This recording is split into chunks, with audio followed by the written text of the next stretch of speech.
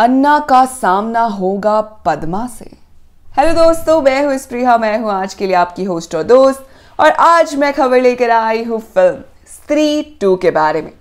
Mary देखती है कि व्हाइट ड्रेस में एक लेडी रो रही होती है। वो लेडी और कोई नहीं बल्कि पद्मा होती है।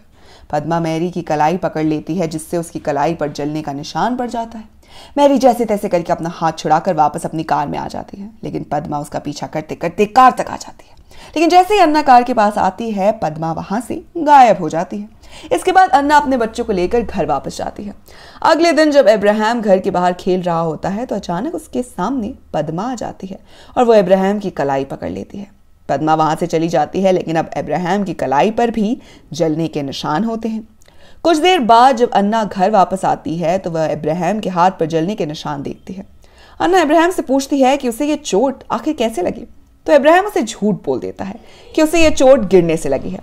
रात को अपने दोनों बच्चों को सुलाने के बाद जब अन्ना किचन में काम कर रही होती है तो वो देखती है कि मैरी नींद में चल रही है। अन्ना मैरी के पास जाती है और उसे फिर से सुला देती है। तभी अन्ना के घर का दरवाजा अपने आप खुल जाता है और अन्ना को महसूस होता है कि कोई इनविजिबल एनर्जी घर में घुस रही है। अन्ना को महसूस होता है कि घर में उसके अलावा और कोई है, और जब वो अपने बच्चों के रूम के बाहर देखती है तो उसे व्हाइट ड्रेस में एक लेडी दिखाई देती है, जो कोई और नहीं बल्कि पद्मा होती है। लेकिन अगले ही पल पद्मा वहां से गायब हो जाती है। अन्ना बहुत डर जाती है। वो अपने बच्चों को सुलाकर खुद पूरी रात जागती रहती है। अगले दिन अन्ना दिव्या से जाकर मिलती है। अन्ना देखती है कि दिव्या की कलाई पर भी सेम वैसा ही निशान है जैसा अब्राहम की कलाई पर था। दिव्या अन्ना से कहती है कि उसे बच्चों की मौत की जिम्मेदार वो है। उसकी वजह से उसके दोनों बच्चे मारे गए, इसीलिए उसने पद्मा से विनती की थी कि वो उसके बच्चे उसे वापस कर दे और बदले में वो अन्ना के बच्चों को मार दे। ये सब सुनने के बाद अन्ना समझ जाती है कि उसके बच्चों की जान खतरे में है। अन्ना जल्दी से अपने घर पहुंचती है तो वो देखती है कि मैरी हवा में उड़ रही होती है। तभी अचानक से वो नीचे गिर जाती है और वो बेहोश हो जाती है।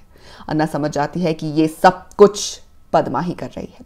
जब मैरी को होश आता है तो अन्ना उसे पद्मा के बारे में पूछती है। मैरी उसे सब कुछ बता देती है जो उसके साथ हुआ।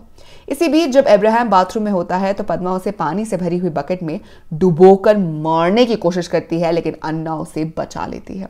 जब अन्ना अब्राहम को बचाने की कोशिश कर रही थी तो पद्मा उसकी भी कलाई पकड़ लेती है, जिससे उसकी कलाई पर भी जलने का निशान पड़ जाता है। अन्ना को अब समझ आ जाता है कि अगर उसे अपने बच्चों को बचाना है तो उसे किसी की मदद लेनी होगी।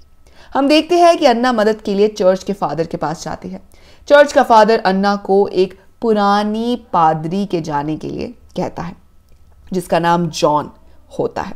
अन्ना जॉन के पास जाती है और उसे अपनी सारी परेशानियां बताती है।